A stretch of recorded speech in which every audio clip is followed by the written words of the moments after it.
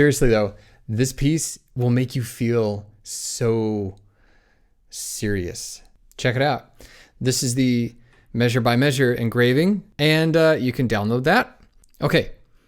ABACABA, ABACABA, ABACABA. It means this is the form. A happens, and then a B section, and then A repeats. And then a third section, C, and then A repeats again. And then B, like the first B, happens, and then A repeats. So what I'm saying is, if you learn A, B, and C, you've got the piece learned. Here's A. Starts like this. Okay. B is going to sound something like.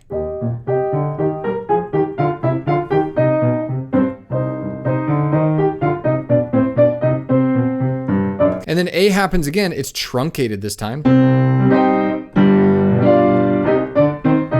And then C happens.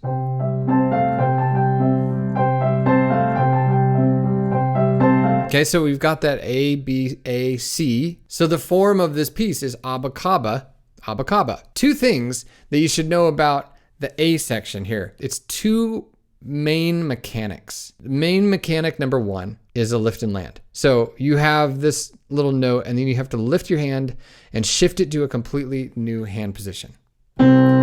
Lift off and land. Okay? So much of playing the piano happens in the space above the keyboard. So maybe 100% of playing the piano happens before you actually press the key down. So if you're practicing lift and land, you have to practice what's happening between the notes. Okay, and I just did a lot of extraneous motion to show you this is the space that you're going to be practicing in. It's above the keyboard. You're not going to be making any noise. So play that first chord. It feels really dramatic to just brace your second finger like that and play it together and like roll your wrist forward. Okay, lift off. And in this motion between here and here, what do you notice? If you have to fish for it in some way, you'll never get there in time. What you want to be watching for is this motion. What's happening from here to here, from here to here. So that's mechanic number one. And the other mechanic that I see a lot of is these octaves. Sometimes they're in parallel motion here, like we've got our hands are doing the same motions, so they're parallel. And that's its own thing. But most often, or equally as often, it's in contrary motion. So you've got things happening away from. Okay, so you've got octaves happening, or in this case, thirds here and a tenth here. And honestly, the hardest part about that is just figuring out the fingerings that are going to work well for you. So I've included some good fingerings there for you. I love this sneaky staccato sound, crescendo here. It says crescendo, so we can offer some. Lots of shaping can happen. You've got this guy and this guy. I'm landing on this fortissimo sound again from the beginning. This will make you feel serious. I just love that kind of big gesture playing. You kind of do have to put big gestures into this. Follow through on this note.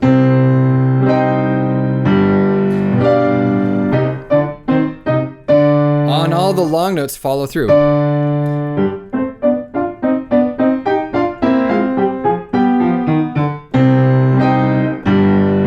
And it just makes it lots of fun. It makes it feel like you're just pounding on the piano. This is an intense sounding one. It will make you sound so serious. The next phrase starts just like the first phrase. And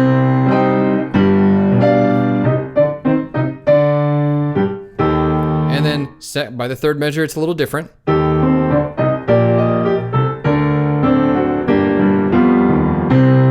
So maybe there's more emphasis on the strong beats of the measure. 1, 2, 3, 4. And I don't want to clip them like that. I'll hold the pedal all the way through. Hold that pedal all the way until you play this note. This is the concluding phrase of the A section.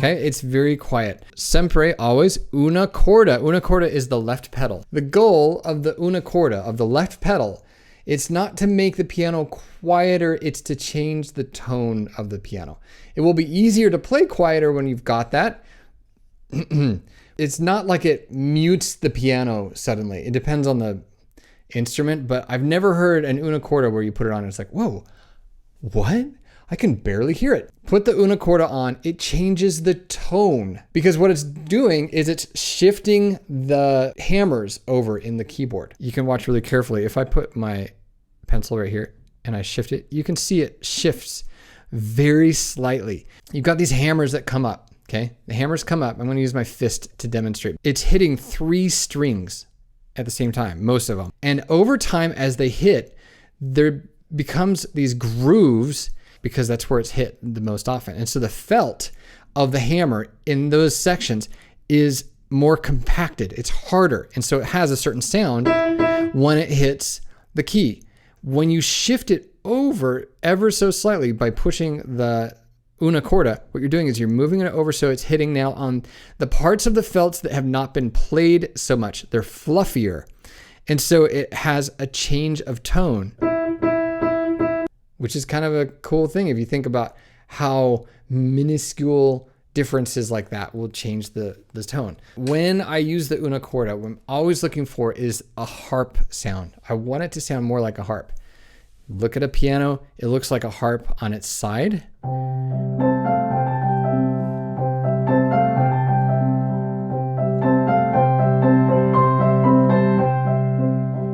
And you can shape these however you want. That's the whole piece.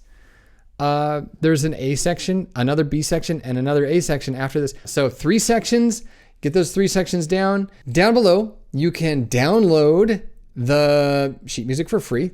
I've included extra large fingerings and additional fingerings from the original score that I found on IMSLP, because I'm always hunting for new pieces there, looking for them, and then trying to improve them, make them easier for beginner and intermediate players to play. If you want an extended version of this video, because it gets kind of long when I'm walking through all the phrases of a piece, and that's everything I'm learning about YouTube says keep it to around 15 minutes. So I'll give you about 15 minutes of it. If you want an extended version of this video where I go deep, dive deep into all of the phrases and show you how I'm learning those, there's more to it. And you can have the practice phrases with all the markups that I've made for the video so that you can practice with it.